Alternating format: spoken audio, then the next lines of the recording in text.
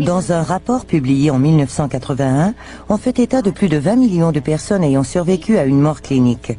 8 millions d'entre eux prétendent qu'ils sont passés à un cheveu de la mort et qu'ils ont fait un voyage au cœur d'une lumière spirituelle avant de ressusciter et de revenir à la vie. Ces témoins affirment que de l'autre côté, ils sont entrés en contact avec les anges.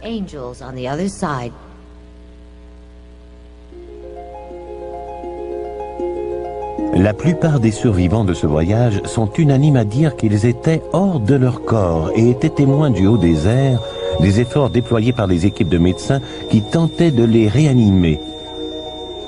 Ce moment a été suivi d'un passage à une grande obscurité où ils ont emprunté un long tunnel à la fin duquel les attendait une lumière magnifique, une douce musique, une brise légère et une profonde sensation de sérénité. Plusieurs personnes qui ont franchi le passage de la mort témoignent que leurs anges leur ont laissé le choix de rester avec eux ou non. Le cas du Dr Ron Kennedy est des plus dramatiques. Médecin à San Francisco, le Dr Kennedy a survécu à une agression où il a reçu plus de 13 coups de couteau.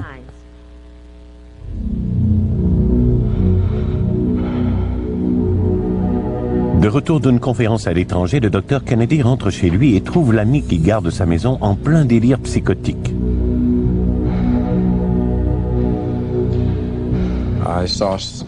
Mon ami Abdul, à qui j'avais demandé de garder la maison pendant mon absence, était assis dans l'escalier. Et j'ai remarqué que la sueur perlait sur son front. Je lui ai demandé comment il allait et à ce moment-là, il a crié à tue-tête. Je n'avais pas remarqué qu'il tenait une raquette de tennis en métal dans sa main droite.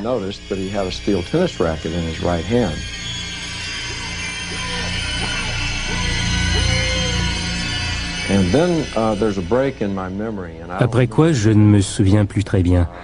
J'ai un trou de mémoire, à part que je me suis réveillé quelques minutes plus tard, allongé par terre. Je pense bien avoir remarqué qu'il brandissait un poignard sur moi. Je n'ai pu que constater qu'il avait pris le dessus, que je n'avais aucune chance et que j'allais mourir. J'ai jeté un coup d'œil par-dessus son épaule et j'ai aperçu un grand corridor. Pourtant, il n'y a pas de corridor à cet endroit dans ma maison. Puis le temps s'est arrêté et j'ai vu apparaître une puissante lumière qui semblait prendre la forme d'un personnage qui me posait une question. Cette question me pénétrait tout entier comme une flèche qui traversait ma poitrine.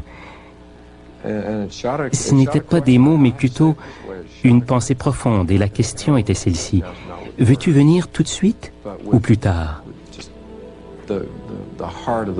Je voulais savoir ce qui allait arriver. Et soudain, toute ma vie s'est mise à défiler devant moi. Des aspects de ma vie qui n'étaient pas achevés. J'avais un fils de 3 ans à cette époque et j'ai été envahi par son esprit. C'est sa présence qui a orienté ma décision.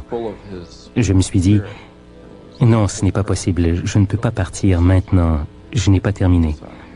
J'ai alors donné ma réponse aussi directement que la question m'avait été posée et je suis resté.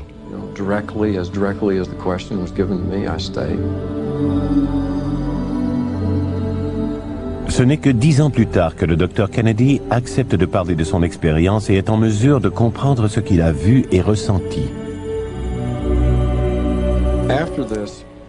Par la suite, j'ai eu l'impression que l'amour qui émanait de cette lumière était si intense que dans cette vie que j'avais choisi de poursuivre, il fallait que j'apprenne comment aimer de cette façon. Apprendre à aimer comme ça, ou peut-être apprendre à être aimé de cette manière. En d'autres termes, de faire vraiment l'expérience de l'amour que le monde a pour nous. De nombreux intervenants auprès de familles éprouvées par la perte d'un proche assassiné se sont servis de l'histoire de Ron pour se réconforter et apaiser leur chagrin. Si cette lumière m'est apparue dans des circonstances semblables, c'est-à-dire au moment d'être assassiné, cela veut dire que je ne serais pas mort seul et que je devais partir au milieu d'un océan d'amour.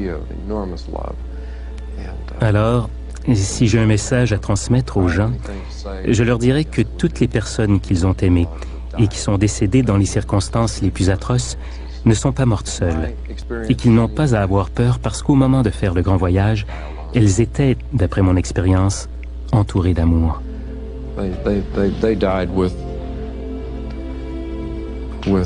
great love around them.